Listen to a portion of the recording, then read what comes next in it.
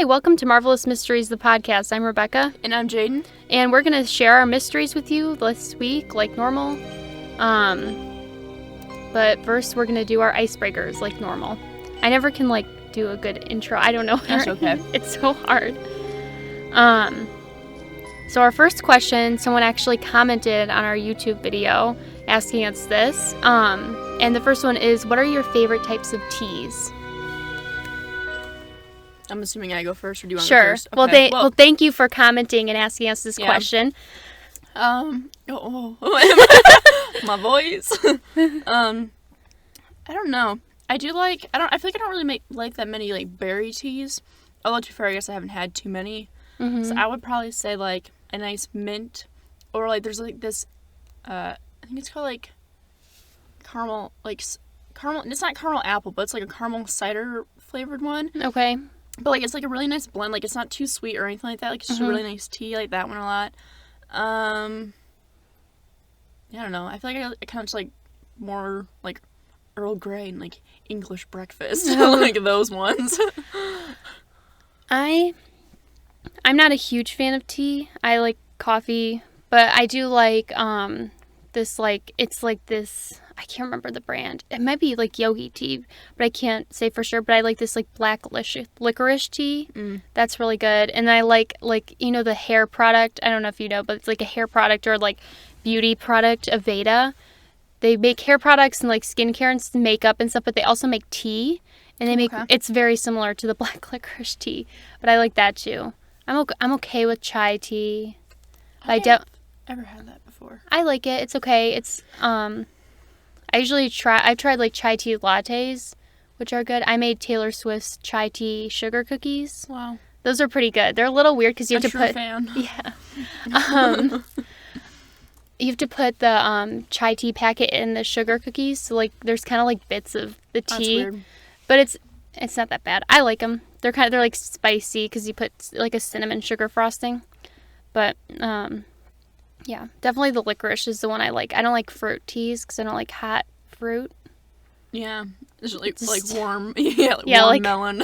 Warm, I don't know, anything. Orange or whatever. Yeah. Fruit. So, yeah, that's the first one. Oops. The second question is, what are one or two things? Maybe we'll just say one. I don't know, that you consider yourself to be really good at. I'm the worst person to ask these kind of questions to, because there's stuff that I do and that I like to do, but I have no idea if I'm actually that good at it.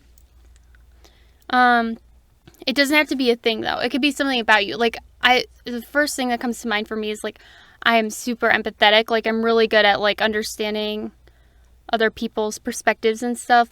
Almost too much because I cry. You could make up a story about something and I would feel so bad for the person or feel so much sympathy that I would cry myself, even if I know it's fake. But that would be one of mine. So you could say something like that, a trait you have or whatever. Yeah, but even then I don't really know what it would be. Sorry, I'm just slightly off topic. We just had dinner and I just had candy hearts. I'm trying to get a deep breath in. Just breathe. I don't know, I guess, I'm trying, okay, what I'm gonna say, many people who know me be that's such a lie, but, and I feel it's also kind of a bad thing, but, I give people a lot of chances, okay, to, redeem themselves, but sometimes it's also bad, because if they take advantage of it, it's just... Well, so anything could be bad, so... Well, yeah. That's one thing. We could just say one thing instead of two things. What's okay. Well, you can continue what you're going to say. I was going to say, you could say, one hobby or something that you would say, you would feel confident in if something... for me, I guess... I wouldn't say I'm, a chef or anything, but I can follow a recipe and stuff. So, if someone asked me, can you cook dinner for everyone? I would be yes, I can. I'm not, and I do get nervous about new recipes, right. But if it's something I've made before, I feel I'm good at that. I can't improvise very well, I don't think, for cooking, maybe. I don't know. But I don't try very often, but I think I'm okay at that. I don't know, you just had food I made, so... Yeah, no, it was good. She made pad thai, which is my favorite thing.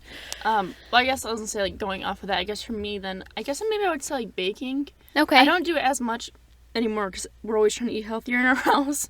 But, like, I really do enjoy it. I'm not saying, like, I'm definitely not the best baker out there, like... Yeah. But I feel like when it comes to, like you said, like, following recipes, or, like, I have, like, kind of improvised before, I guess, in a sense, where, like, I just won't use measurements sometimes. Yeah. That doesn't happen on purpose. I'll just, like, forget to use measurements. But, like, they've always turned out okay. So, like... There you go. Oh, wait, the next one is, like, negative. It's, like, what are things you consider yourself bad at?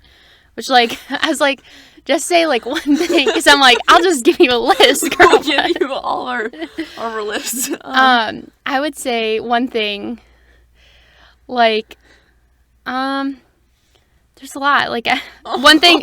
Not really, but, like, one thing is, like, driving. I just don't drive very much, so I'm just, like, really bad at it, and, like, I don't know.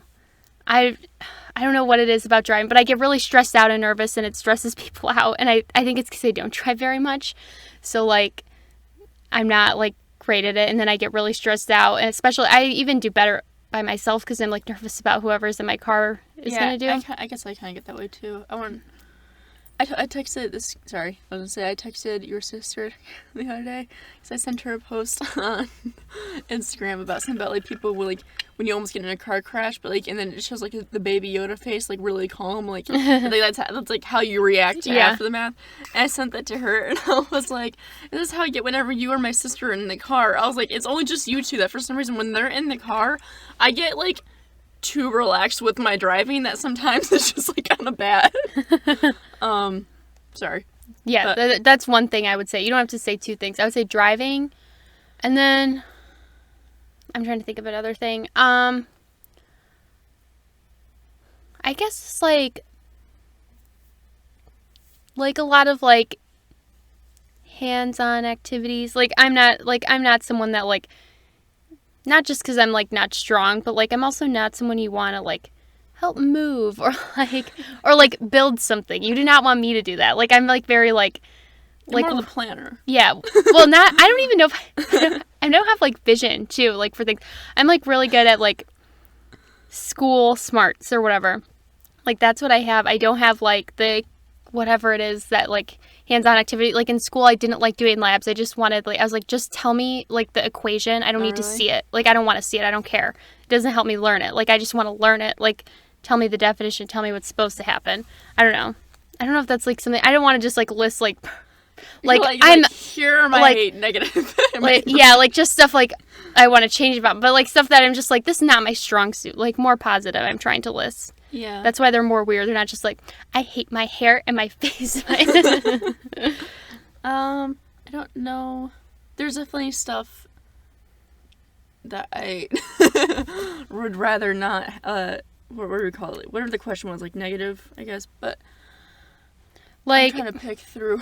You could just something that's not necessarily like your strongest. Like if you were to help someone, you'd be like, you really don't want me to do that for you because that's not going to go well. So I feel like that's better than just listing things that you consider are flaws. Okay, I will say, I mean, I guess these are two things, but in my brain they kind of go hand in hand. And I feel like, or I'll say the first one, but I'll explain later. But I'll say I feel like maybe one of them would be just interacting with people.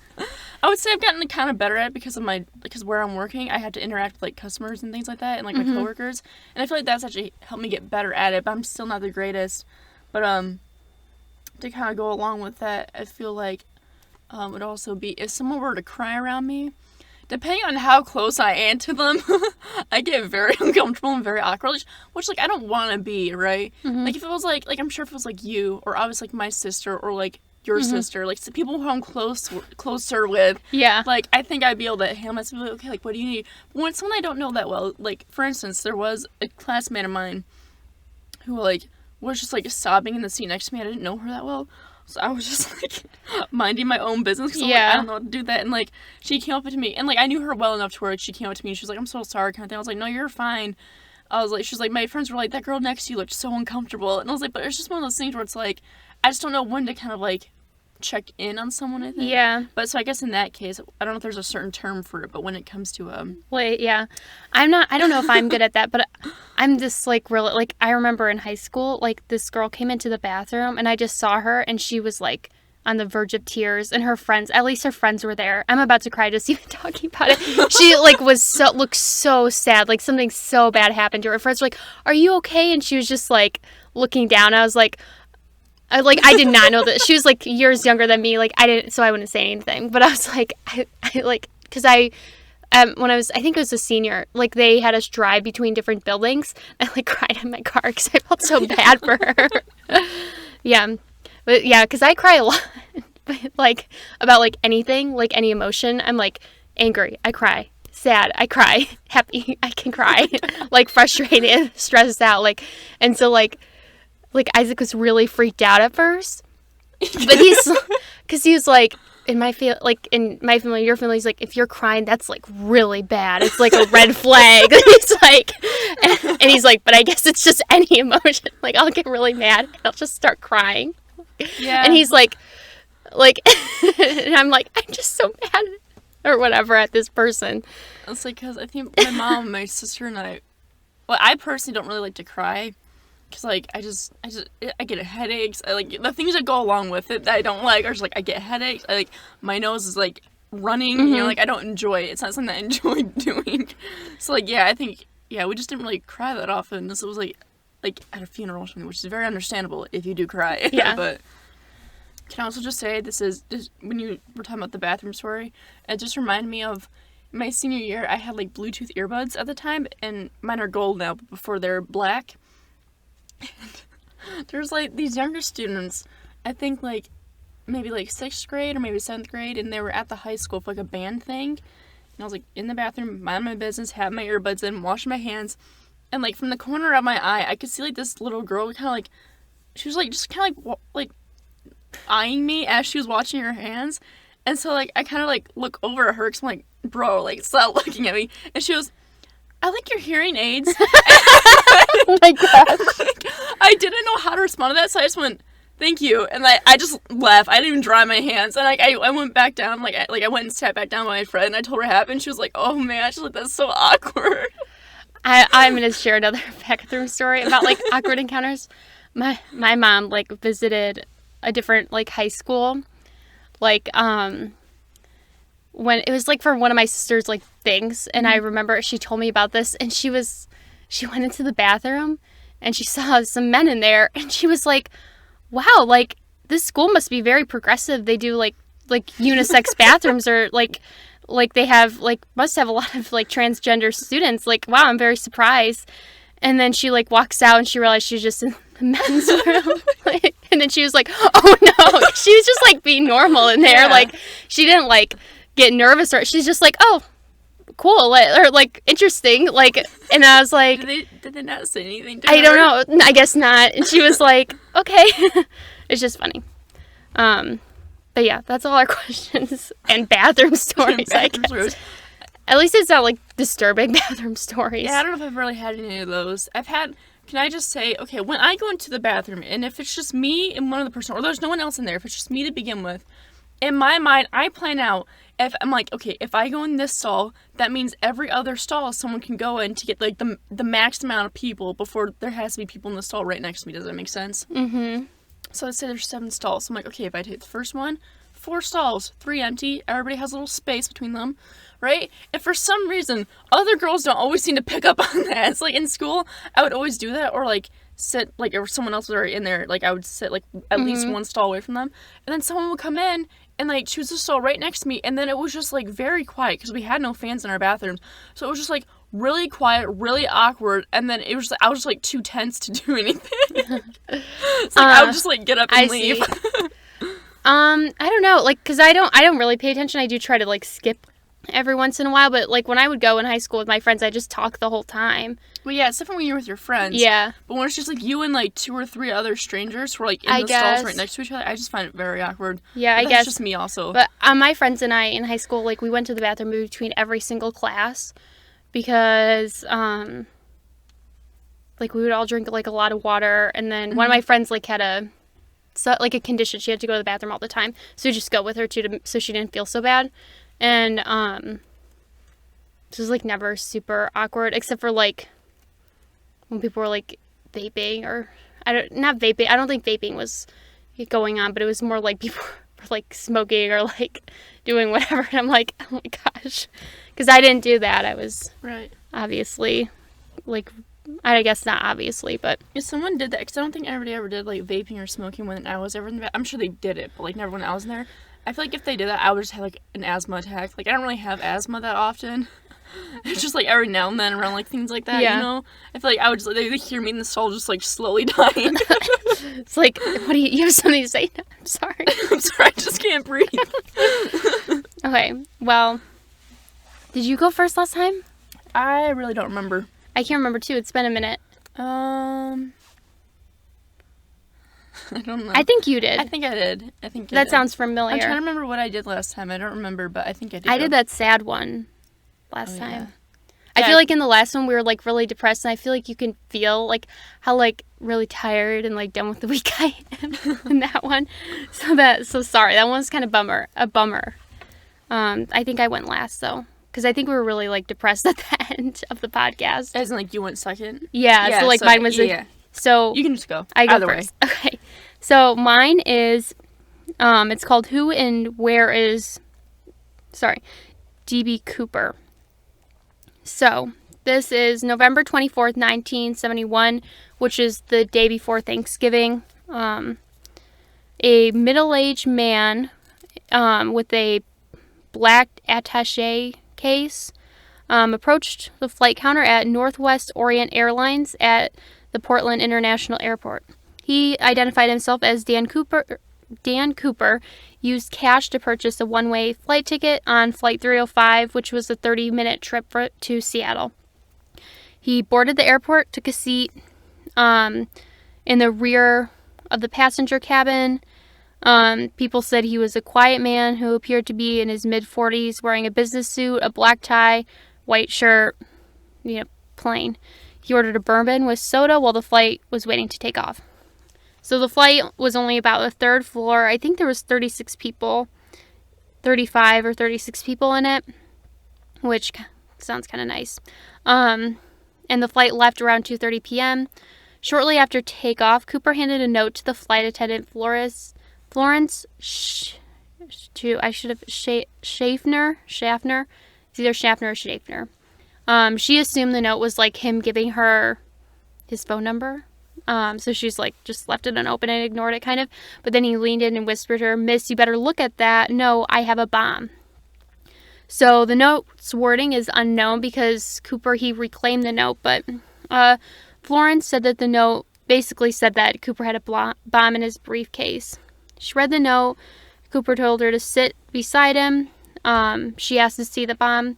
He allowed her to see it. It had 8 red cylinders attached to wires coated with insulation, and a large cylindrical battery, which is, that sounds like a bomb. I don't know.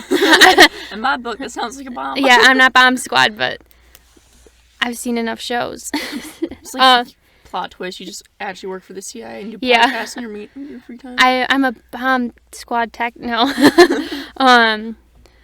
So after he showed him the bomb, he said that he had demands. He wanted $200,000, which today is like a little over 1.2 million, which that's not that much like to do this to me, but whatever.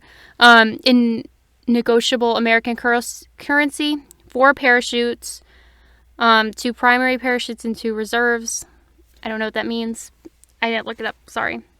And a fuel truck standing by in Seattle to refuel the aircraft upon arrival. She told his demands to the pilot. When he returned, he was wearing sunglasses. So the pilot contacted Seattle Tacoma Airport Traffic Control, and they informed local and federal authorities. The 35 passengers were told that their arrival to Seattle would be delayed because of minor mechanical difficulties. Northwest Orient's president authorized the payment of the ransom and ordered all the employees to cooperate fully with the hijackers' demands. The airplane just circled around like Seattle, like above the city basically, for 2 hours while the FBI assembled all the parachutes and they got all the money from different banks and get emergency personnel on the ground. So one of the flight attendants, Tina McLeod, recalled that he appeared familiar with local terrain. He even remarked, "Oh, looks like Tacoma down there," as the aircraft flew over Tacoma. Florence described him as calm, polite, and well-spoken. Tina said he wasn't nervous, and he even seemed nice. He was never nasty. He was thoughtful and calm the whole time. He ordered a second bourbon and soda. He paid his drink tab even, and he attempted to tip Tina the flight attendant, and he offered to request meals for the flight crew during his stop to Seattle as part of his ransom demands. Which, like, oh. Oh, what a nice farmer. So the FBI agents got the money. They made microfilm photographs of each bill. So, like, if they ever turned up, they could trace it. Cooper rejected military parachutes and demanded civilian ones with manually operated ripcords, and police got those from, like, a skydiving school. At 5:24 p.m., Cooper was informed that his demands were met in exchange for the 36 passengers. At 5:39 p.m., the aircraft landed at the Seattle-Tacoma airport an hour after sunset, which I don't know what time that would be. It's after probably like 6:30. Yes. Well, so it depends on the no, time of because year and stuff. that's in Seattle. I don't know what their times are. Like, they don't have daylight savings or anything like that. I don't know what time that is. Probably like 7, because later it's 7. But once his delivery... Oh, sorry. I skipped a lot. An hour after sunset, his plane moved to an isolated, brightly lit section of the airport that had had the pilot, like, close all the windows. Northwest Orient Seattle operations manager approached the airport in street clothes so he would not be mistaken for a cop, because he had, like, a uniform. He delivered the cash and the parachute. Once delivery was complete, Cooper ordered everyone to leave the plane. So all the passengers are unharmed. So during refueling, Cooper outlined his flight plan to the crew. He apparently had this, like, big plan already made. Like, he had the directions and everything. He wanted them to fly towards Mexico City. He demanded that the landing gear remain deployed and takeoff and landing. The wing flaps be lowered 15 degrees and the cabin remain unpressurized. They had to stop in Reno, Nevada for fuel because the plane only had, like, so much of a distance it could go. At 7:40 p.m., the plane took off with only 5 people: Cooper, the pilot, Tina, the co-pilot, and the flight engineer.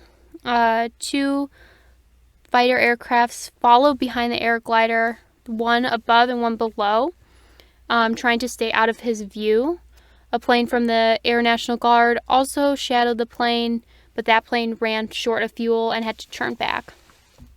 There were 5 planes following the main plane that Cooper was on total, but no one saw him jump off or could pinpoint where he landed. So at 8 p.m., Tina saw Cooper tie something around his waist. There was a warning light that the airstrip apparatus was activated. The crew realized the door was open. Around 8:13 p.m., the aircraft's tail section sustained a sudden upward movement large enough to require trimming to the plane to go back to a level flight. And at 10:15 p.m., the aircraft airstrip was deployed. When pilots landed at the Reno airport, FBI agents, state troopers, sheriff's deputies, Reno police surrounded the jet. They searched the plane, but Cooper was gone. So obviously he jumped or whatever. Right. So for the investigation, the FBI recovered 66 unidentifiable fingerprints. They found his black clip-on tie, his tie clip, and the 2 of the 4 parachutes left behind. Local police and FBI agents questioned possible suspects immediately. They seriously considered over 800 people. It was really hard for them to, like, find an area to search for him because even, like, the smallest difference in estimates of aircraft speed or environmental conditions like wind changed the landing point, like, considerably. It changed a lot because even if, like, the wind was like just slightly different, you know, that would change like his fall and where he landed a lot. So the initial like calculations or whatever placed him in a landing zone within an area on the southmost outreach of Mount Helens. So they focused on two counties there. The FBI agents searched like the mountains and wilderness by foot and on helicopter. They went door to door, but there was no trace of Cooper or any of the equipment. The FBI also conducted an aerial search, although they found numerous broken treetops and several pieces of plastic and other objects resembling parachute canopies. Nothing relevant was found. So basically he's disappeared. Like, they've never found this guy. Mm-hmm. They've never really found any of the money either. So the FBI distributed the serial numbers to financial institutions, casinos, racetracks, and other businesses that conducted large cash transactions in law enforcement agencies around the world. Northwest Orient, the airline, offered a reward of 15% of the recovery money to a maximum of $25,000 as a reward if they found Cooper or the money. In early 1972, the U.S. Attorney General released the serial numbers to the general public, but none of the money was found, really. The only evidence is, like, the clip-on tie. It's a mother-of-pearl tie clip. That's what I wrote down. And then cigarette butts. But they've never come to anything. So there's been several evidence. Like, they found,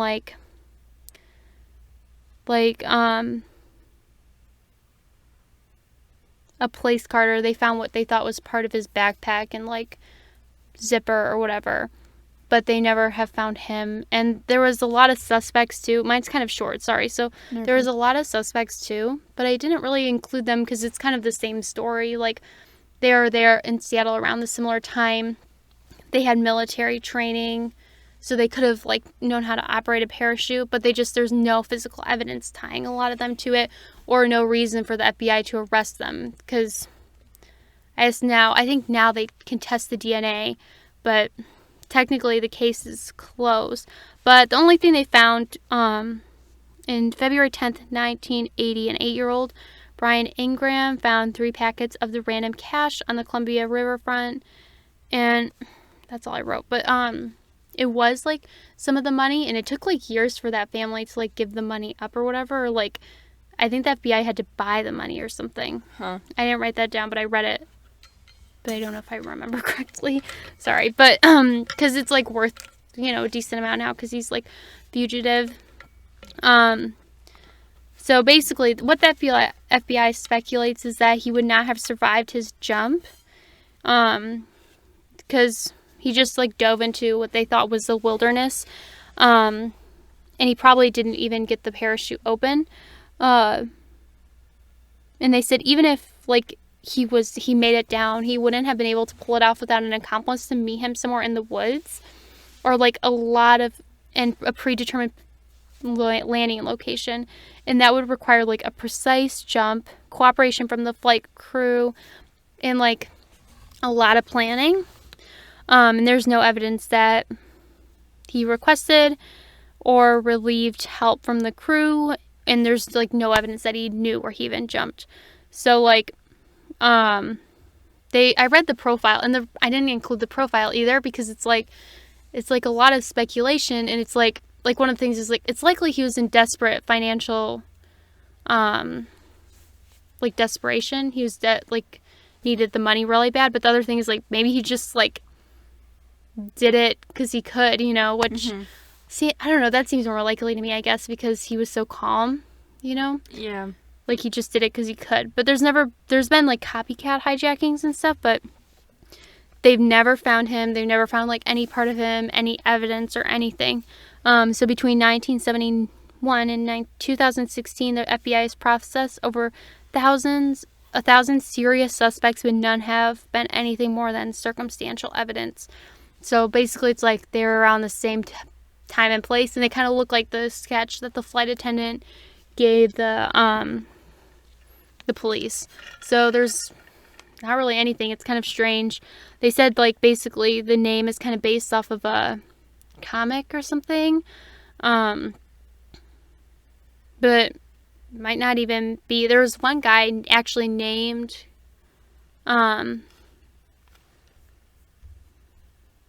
he was named Dan Cooper, I think, for real. Like, that was his real name. And he was worried that he would be suspected, but he was quickly ruled out. But, I mean, because it's a pretty basic name, you know? It's not like... Sorry, I got some water. It's not like anything super, like a unique, interesting name or anything. But so on July 8th, 2016, sorry, the FBI announced that it was suspending all active investigations of the Cooper case, citing that it needed to focus on higher priority cases, which I kind of understand because that was a really long time ago, you know? Yeah. If he was 40 in 1970. 1970, so it's 30, well, now it would be 51 years. Yeah, so he would be, like, in his 90s. Yeah. In 2016, he would be, like, in his 80s or 90s if he survived. Mm-hmm. So there's a 60-volume case file compiled over a 45-year course of the investigation, and they preserved it for historical purposes at the FBI headquarters in Washington, D.C., and on the FBI website. So if you want to check it out, you can. I got some of this, like, from the FBI website, which was interesting. There's a 28-part packet full of evidence gathered over the years, and all evidence is open to the public. So you can look into it more. A lot of people were like, I don't, what's it called? Like citizen sleuthers or whatever. Yeah. Looking into it. Yeah. So, and like, a lot of people thought, like, oh, this is my brother, or this is my dad. That was some of the people, but I just didn't include it because it was like, there's like, on the website I was looking, and on Wikipedia, there was still like 15 suspects.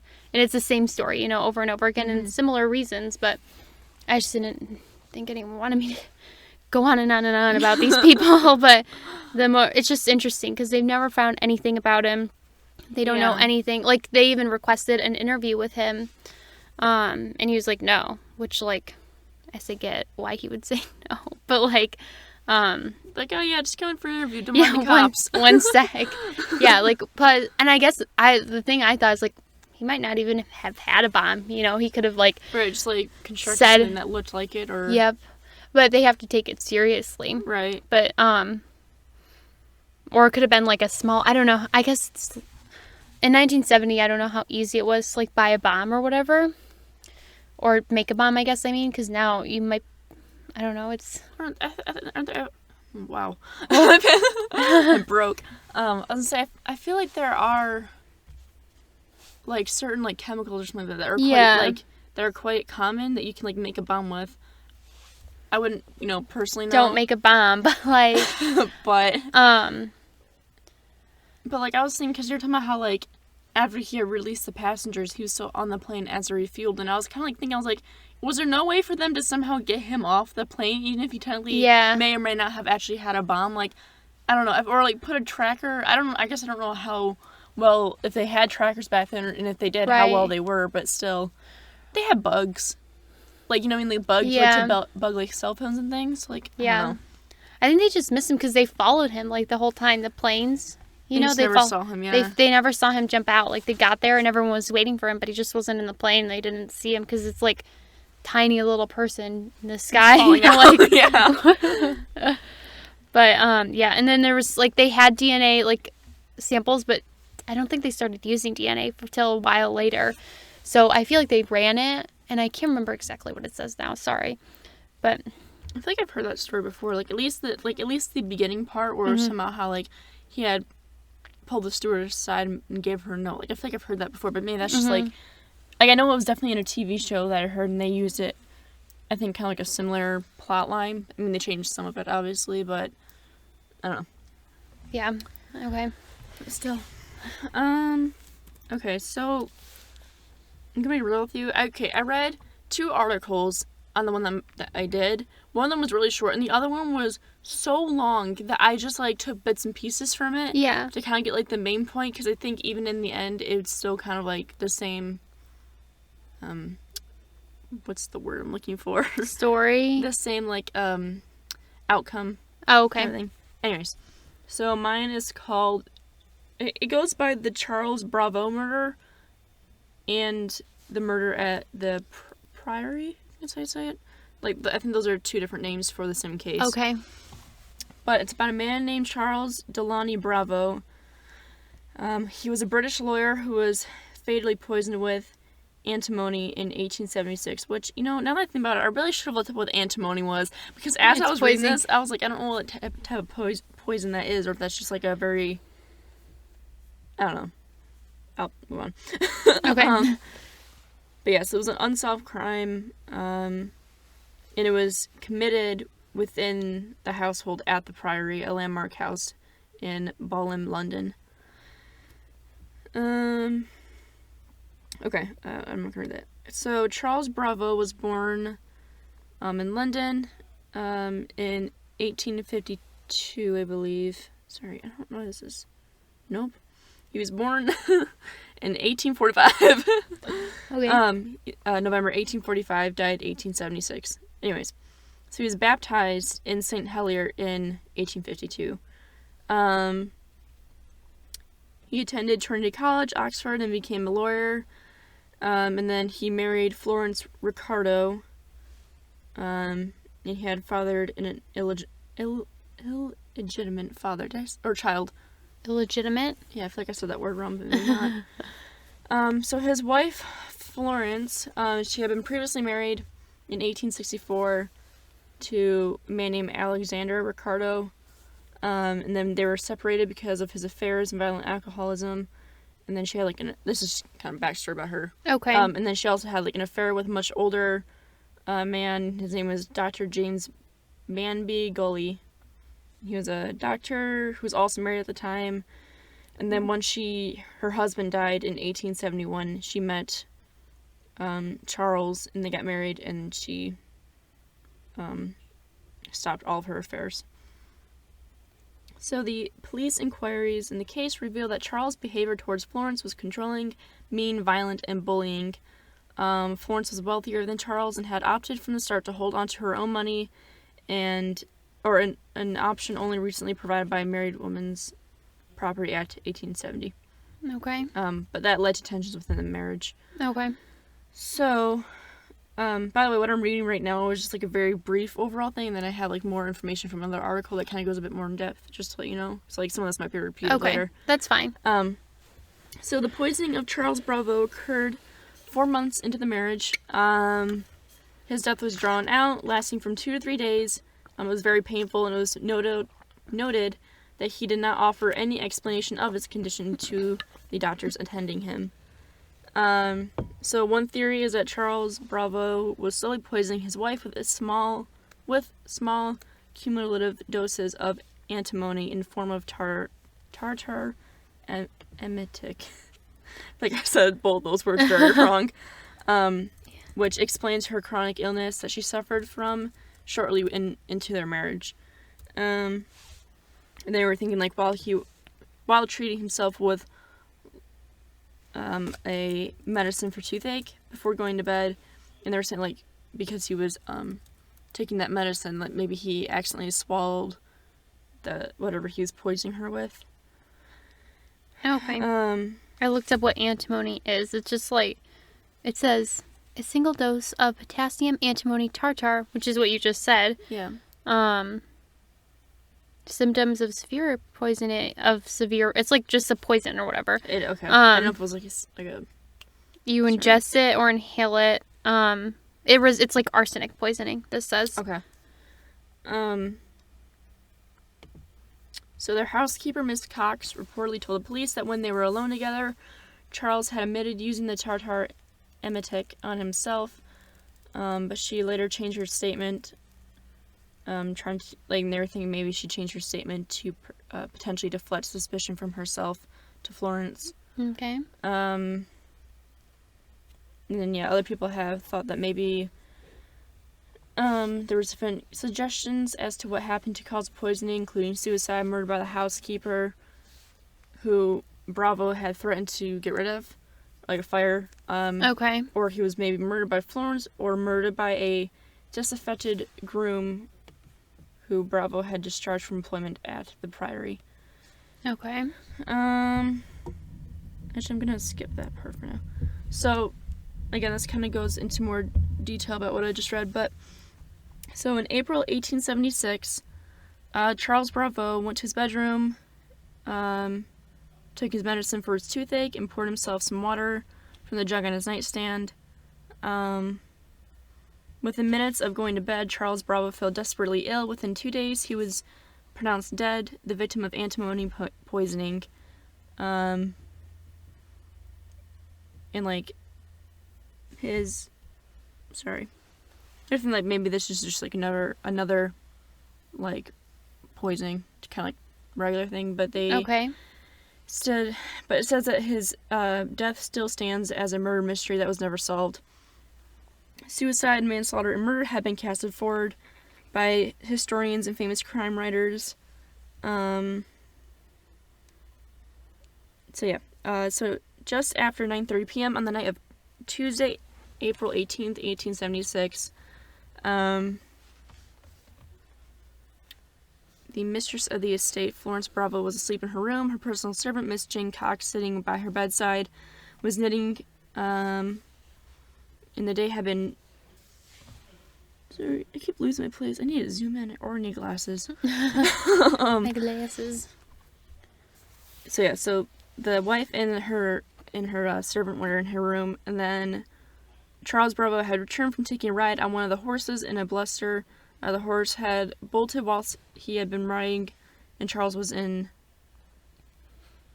Wait, what? What is that sentence about? I'm so sorry. I'm very lost right now. But later in the evening at dinner, it just said, essentially, he just returned from riding on his horse. Okay. Is essentially, but for how they phrased the sentence made it very confusing.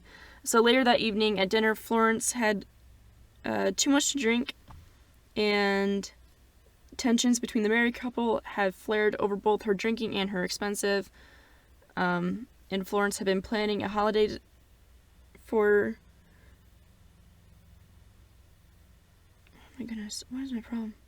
She had been planning a recent holiday, but Charles wasn't happy with her plans. Like, he didn't want her to go and stuff like that. Okay. So... But for both of them? I don't know why he's mad about going on vacation. I think it was just for her. Okay, I see. And how they phrased it makes it sound like it was just for her. Okay, so, Florence, they went to bed. Florence didn't wake up, and Miss Cox ignored the sounds, because there was commotion out in the hallway, so she ignored the sounds, kept knitting. Within a few minutes, Mary Ann, which is one of the young maids from the household, came in the room, and she was talking about how Mr. Bravo was ill. So Mary Ann had she had essentially just, like, thought he was sick. He wasn't. He was dying. Yeah. He had consumed a fatal dose of antimony. Within 55 hours, he would succumb to death. A letter was sent for him to attend the Priory as soon as he could. What? Oh, sorry. This is the doctor. The wife sent a letter to the doctor asking for him to come at 2:30 a.m. and he arrived with his colleague, Dr. George Johnson, former president of the Royal College of Surgeons. And he was one of the most famous physicians in London. So when they arrived, Charles was in and out of consciousness. Though in his poor state, he managed to recognize the doctor, Dr. Bell, which is the first one. So Dr. Bell and Dr. Johnson had taken the case, and they agreed with earlier diagnosis of an irritant poison being the culprit. And Dr. Johnson asked Charles what he had taken, and Charles just said that all he took was his meds for his toothache, and that was all. But considering that wouldn't really cause him to fall ill or anything like that, they dismissed it because it didn't make any sense. But they couldn't find anything else in the room that would have caused such a strong poisoning effect. Then, as the situation worsened, Miss Cox called Dr. Bell to the drawing room, and that's where she told him, She took him to the drawing room, told him that when she first entered the room to attend Charles earlier that night, he had told her, "I've taken poison, don't tell Florence." Dr. Bell immediately went to fetch both Dr. Harrison and Johnson. I don't know where Harrison came into all this, but he's here now. Okay, he's like, hey. They must have just called other colleagues. To be fair, I also did copy and paste some of this. So it's like... It's really not helping my case right now for trying to read this out loud, but... So Miss Cox told the statement to all three doctors.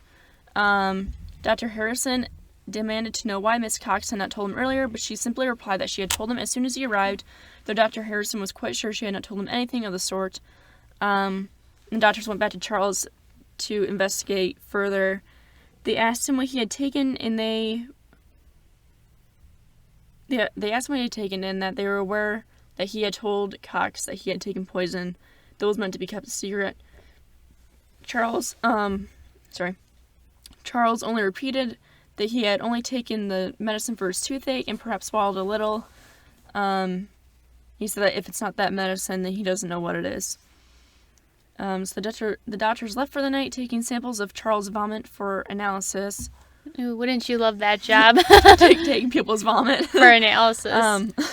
And Dr. Bell stayed by Charles' bedside. And Charles had kind of taken away of the situation, so he asked the doctor to write his last will and testament, and dictate one line simply, and this is quoted: "I give all that I possess to my wife Florence, whom I appoint my executrix." Execution. Executrix? Is that how you say it? I don't know. Executrix. Maybe that's how that sounds more right, but I'm not entirely sure that is. Let's take a look. Okay, yeah. Because executrix. Oh, okay. It's just the female executor of a will. Oh, okay. I see. Okay. So it's like the female word for the whatever. Yeah. Okay. Okay. Interesting. I just never heard that word before. Yeah. So, 4 p.m. the next day, Charles' parents arrived at the household, along with Florence's parents, the next morning. Throughout the period, all 4 doctors remained on the case, nursing Charles, though none could see much hope in his diagnosis. And they had arranged for questioning all the household staff, but none of them could bring any light on the matter. Florence, however, she wrote to another doctor, to Dr. William Gull, a sir and a physician who was tasked with seeing to Queen Victoria herself. So she wrote to him, "Dear sir, my husband is dangerously ill. Could you come as soon as possible to see him? My father, Mr. Campbell of Buscott Park, will feel very grateful to you if you could come at once. I need not say how grateful I shall be to you. Yours truly, Florence Bravo. P.S. Dr. George Johnson is coming in the course of the afternoon. Mr. Royals Bell of King's College, who is the cousin of Mr. Charles Bravo." I think that just means asks, or I don't know. It says acquiesces. I don't know how you say that. Anyways, basically, she just wants him to come. She's throwing every name she just can. She's just saying that basically Mr. Bell, Royce Bell, wants him to come. Yeah. Anyways, we're not speaking in 1800s terms here. Yeah. I don't know what some of those words mean, so I'm going to simplify. So Dr. Gull arrived at around 6 p.m. that evening, and immediately upon seeing Charles, he came to the conclusion that he had been poisoned, demanding to know what he had taken. Again, Charles repeated that he had only taken the laudanum, which is the medicine for his toothache. He's like, "I already told you guys this." He's like, I'm dying. Just figure this out. So yeah, he's like, all I've taken is a medicine for the toothache. So Dr. Gull insisted that he should tell them what he took, and that if he died without doing so, then suspicion would fall upon the house as to a poisoning. And then Charles agreed, and he turned away from the doctor. That's all he does. It's like, okay. He's like, all right. Good night. Good night. And so, not known for his bedside manner, Will Gull repeated his questions, but Charles only repeated that it was the medicine for the toothache and nothing else that he had taken. That'd be such a stressful thing to be like, oh my god, I've only taken the medicine for my toothache. I don't know who poisoned me. Yeah. He's like, yeah, maybe it is someone in this house. maybe it's you all. Anyway, so yeah, I think he was like, sorry. Okay, so yeah, after he repeated that it was just the medicine for toothache, nothing else, Mr. Gull had said that, looking at your condition, Mr. Bravo, wouldn't it be right to give you any hope? There's very little life left in you. In fact, you're half dead now. Oh my gosh, that's so rude. And then he left the house. He left the house like, right after you're that. about to die. Bye. Bye. And then by 5 a.m. the next morning, Charles died. Oh my god.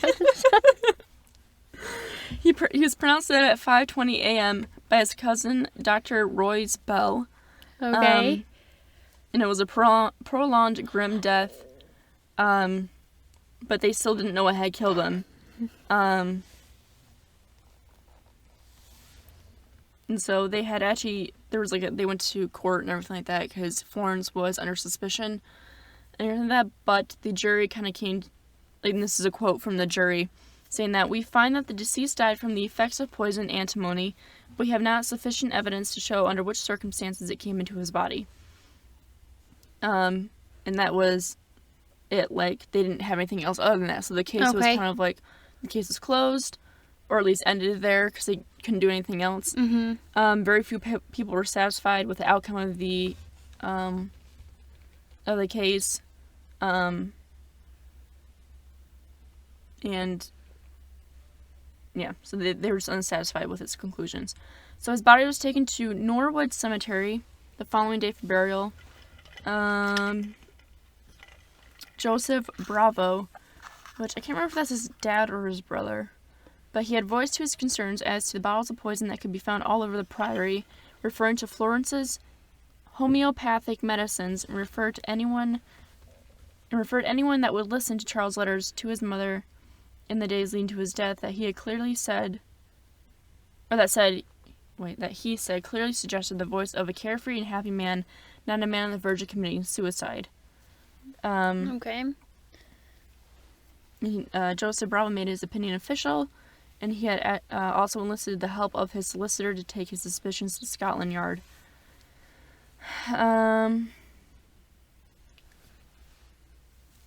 And upon finding out that the Bravos were pressing the matter with a detective agency, Florence retaliated by writing a series of letters to Charles' father, insinuating that Charles had come under some trouble for money from supporting the mistress and her child that he had previous to their marriage, and that she believed that this may have been a reason for him killing himself. I thought I was like, well, he has a mistress, but it's just like his previous. Yeah. And she was protecting herself by digging up a reality that would have been seen publicly as most certainly sordid and unwholesome at best. The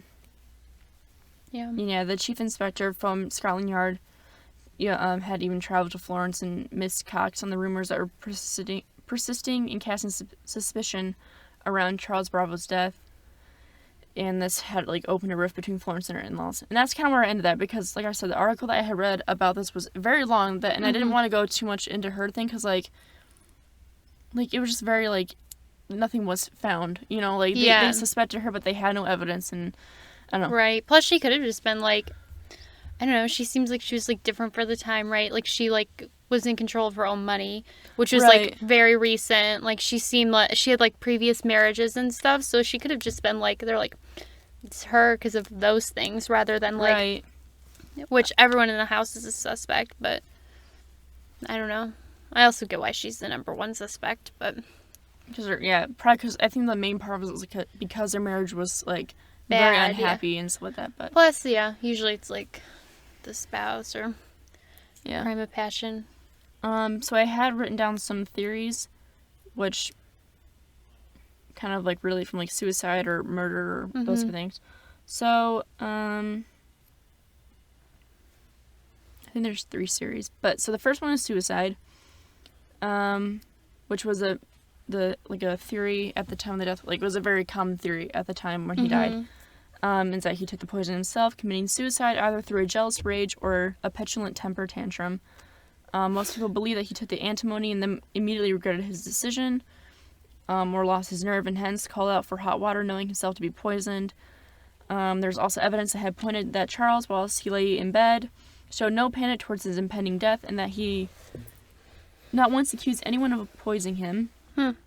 Sir William Gull, one of the physicians who attended him, believed that Charles did kill himself, stating that no one would be so casual about his impending death. And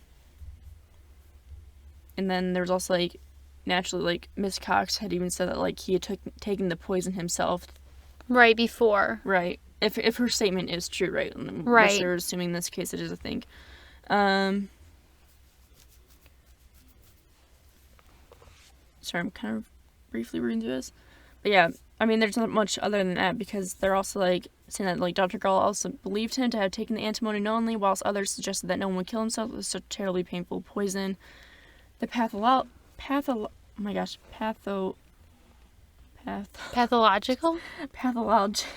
pathologist. Thank you. Oh my gosh.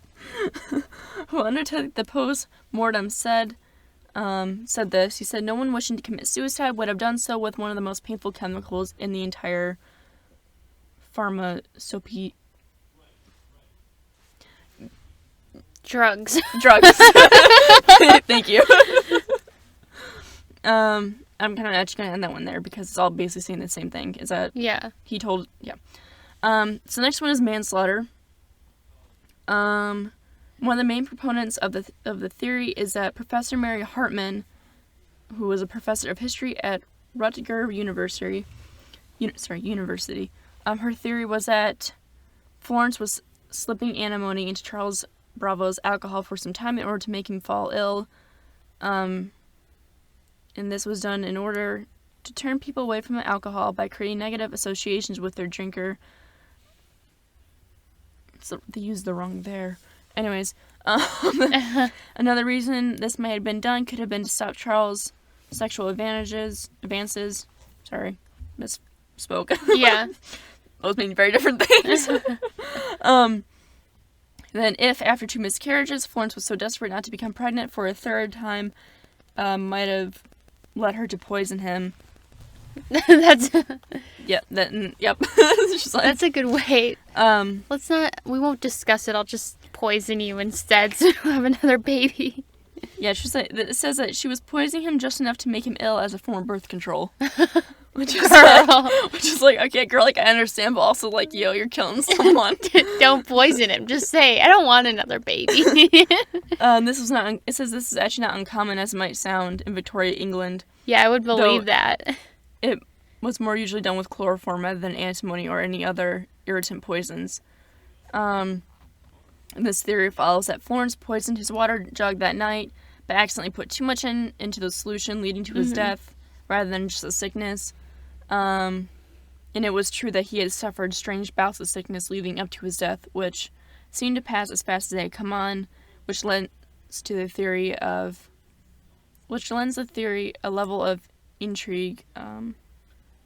But, like, they're like, is that really realistic? Like, would it be realistic if she had actually done that for those reasons? And they said that as far as Florence's behavior goes, she did appear genuinely upset when she heard that Charles' sickness, and did turn quite hysterical at times. And they said that her behavior was generally consistent with innocence.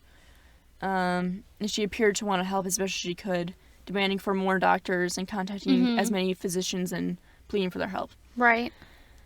So I think this is the last one. Yeah, the last one is just straight up murder, which I'm gonna try to summarize because it's quite a long theory. Okay. Which I feel like, I don't know, I'll read it. So, final theory is murder, which is probably the most popular theories, it says. But there's still, like, who it might have been. So, George Griffiths, remains one suspect due to his drunken conversation with the local pub landlord after his sacking by Charles Bravo. Regardless if one believes him to be innocent or not, publicly stating, "I wouldn't like to be in his shoes, he'll be dead in a few months," is not a good look for anyone. Yeah. Not a great thing just to say. So Griffiths, oh my god, I'm just gonna call him George because I can't pronounce his last name very well. And, my voice is getting tired, so George. Yeah. George. Had an apparent motive of being dismissed by Charles Bravo, and he had even had evidence stacked against him in the form of a receipt of purchases of antimony, which he had used and kept in the stables. But things started to fall apart as far as suspicion goes when one considers it. George never denied any of these things to the police. He told them honestly that he had used antimony for the horses and that he had spoken out against Charles. But it had been over another matter entirely, and he was drunk at the time. In fact, he had held a little malice towards Charles. He was a skilled workman and gained new employment in Huron Bay just 3 days after his sacking from the Priory. So he sounded although he was mad, he sounded like he still had it pretty good in the sense he found a job quite quickly and all that stuff. And even his new employer had gave witness that during the time of the poisoning, George was at work on her estate. And in the end, Inspector Clark himself said of all the 3 staff at the Priory, but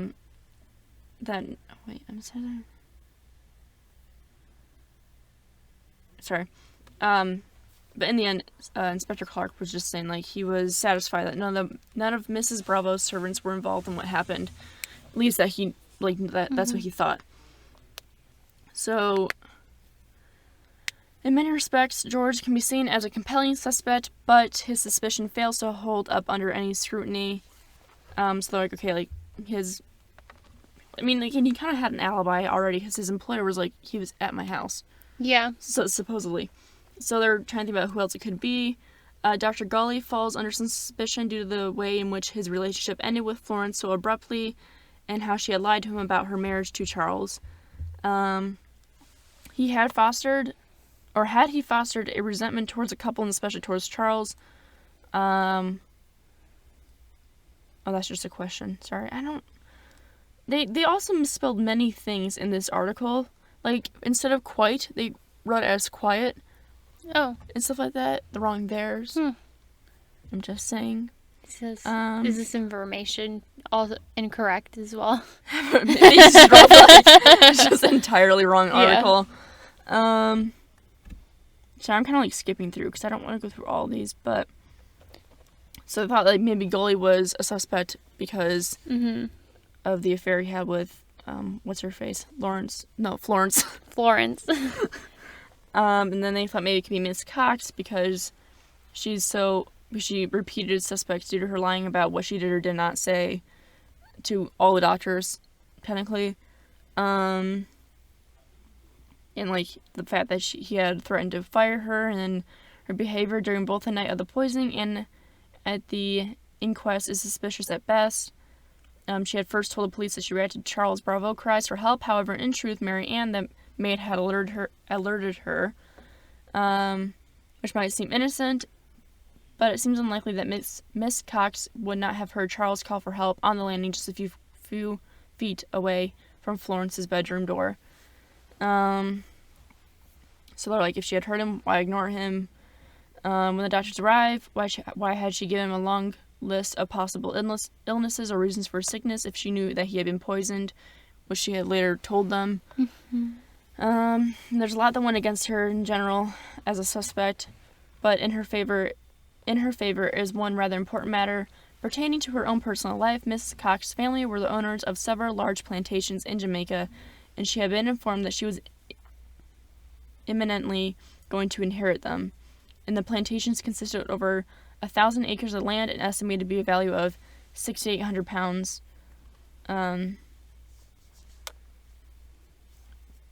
So they're why would she risk all that if it was her? Lastly is Florence, which is her motive is clear that she was unhappy in their marriage. And yeah, she was like that. She essentially marrying for respectability to a man she knew had eyes on her money. But there's also evidence to suggest that she was pregnant with Charles' child before they were married. Mm-hmm. A situation that would have forced her would have forced her hand in many respects.